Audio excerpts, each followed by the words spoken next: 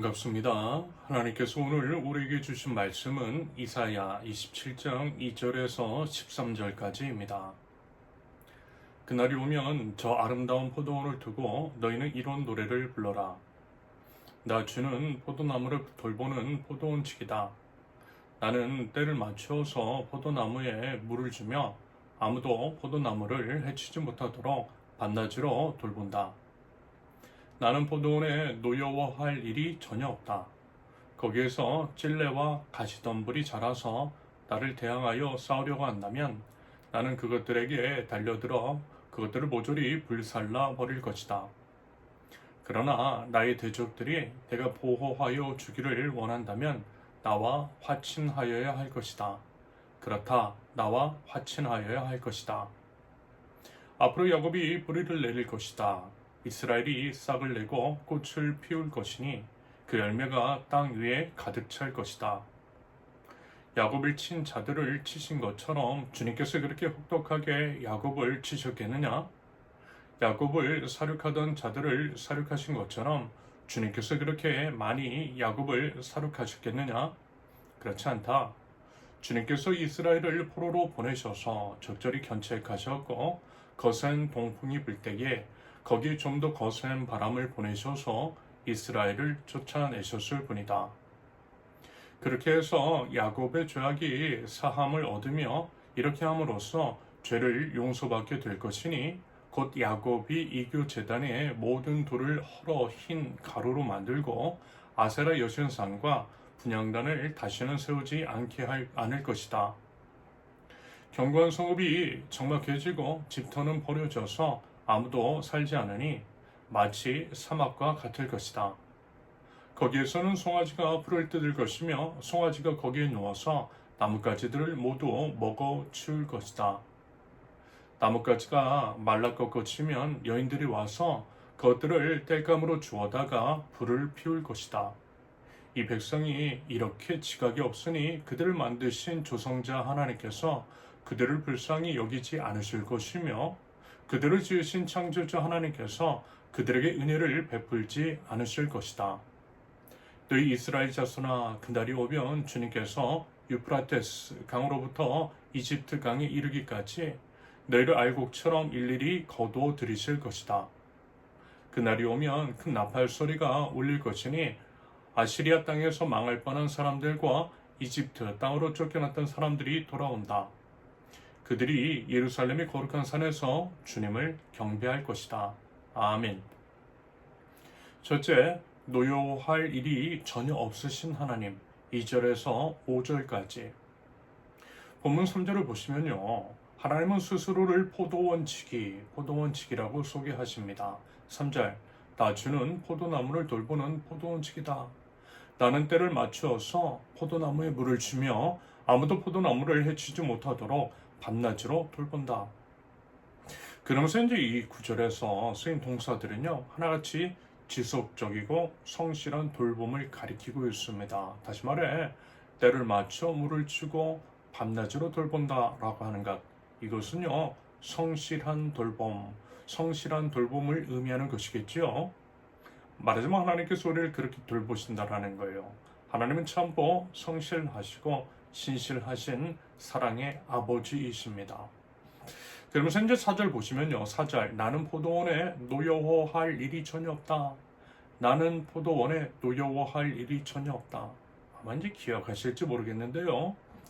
앞선 이제 이사야 5장에서 하나님은요, 분명히 그 포도원 때문에 진노하셨어요. 그런데요, 방금 보시는 것처럼 하나님은 이제 노여워할 일이 전혀 없다. 라고 이제 말씀하고 계십니다. 이것은 하나님께서 그 사이 이제 마음을 바꾸신 것은 아닙니다. 오히려 포도원을 대하시는 하나님의 근본적인 태도 자체를 이제 보여주는 것으로 해석이 가능합니다. 다시 말해, 설령 이제 찔레나 가시 덤불로 상징이 되는 대적이 있다라고 한다면 그것을 이제 태워 없애 버릴지언정 포도원 자체를 향한 하나님의 마음은 애초부터 동일하다라는 거예요.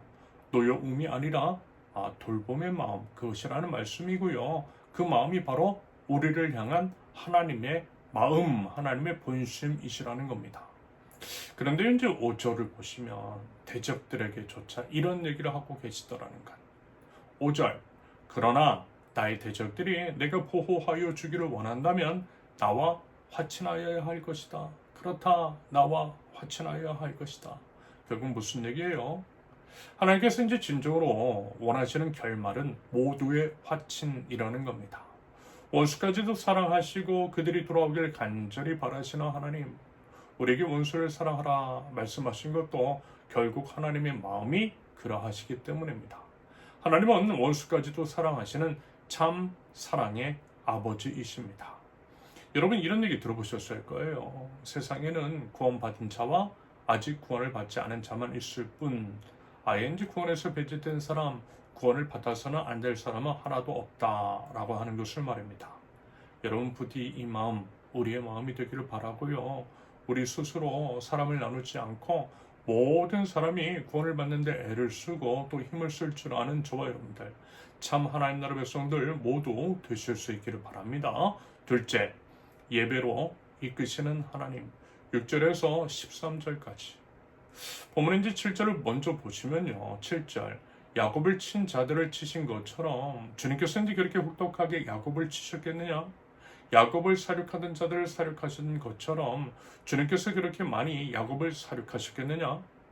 이에 대한 대답은 8절. 그렇지 않다. 주님께서 이스라엘을 포로로 보내셔서 적절히 견책하셨고 거센 동풍이 불 때에 거기 좀 더 거센 바람을 보내셔서 이스라엘을 쫓아내셨을 뿐이다.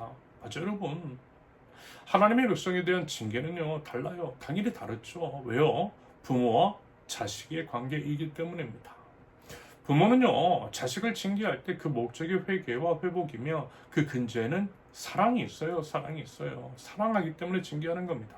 하나님의 견책은 딱 그 정도라는 거예요. 그 정도로 적절한 징계라는 것입니다. 그리고 이제 9절에서 이와 같은 견책의 목적을 이제 분명히 밝히고 있습니다. 그것은요, 야곱의 죄악을 사하고 우상의 재산을 헐어 없애버리기 위함, 바로 그것이었어요. 파괴가 아닌 정결이, 징계 자체가 아닌 회복이 목적이라는 것입니다.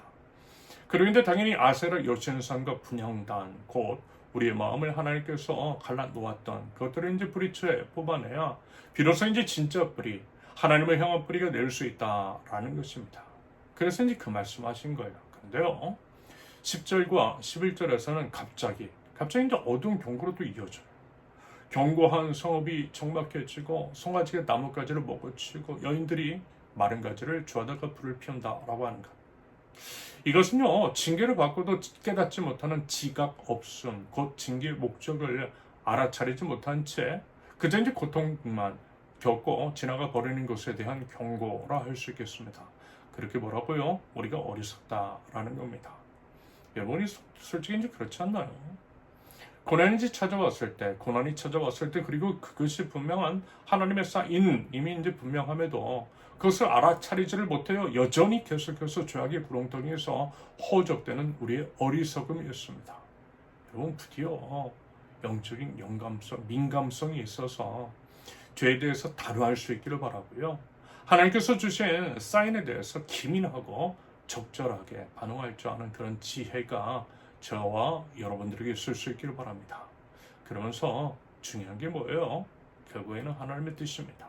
하나님의 우리를 향한 끈질긴 사랑이에요.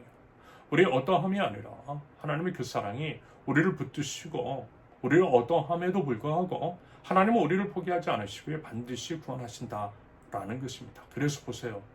본문 12절에서는 너희를 알곡처럼 일일이 거두어 들이실 것이다 라고 해요. 흩어진 백성 가운데 단 한 사람도 빠뜨리지 않으시겠다 라고 하는 하나님의 다짐입니다. 그리고 이제 13절, 그날이 오면 큰 나팔 소리가 울릴 것이니 아시리아 땅에서 망할 뻔한 사람들과 이집트 땅으로 쫓겨났던 사람들이 돌아온다. 그들이 예루살렘의 거룩한 산에서 주님을 경배할 것이다. 결국 하나님께서 모든 것들을 회복시키시고 포로에서 돌아오게 하신다라는 거죠. 그러면서 이제 그들은 예루살렘의 거룩한 산에서 주님을 경배할 것이라고 말씀합니다. 이 말씀의 의미는 회개의 목적, 회개의 종착지, 그 모든 것은 예배로 귀결된다라고 하는 의미입니다. 하나님은요, 우리를 예배하기 위해서 창조하셨어요.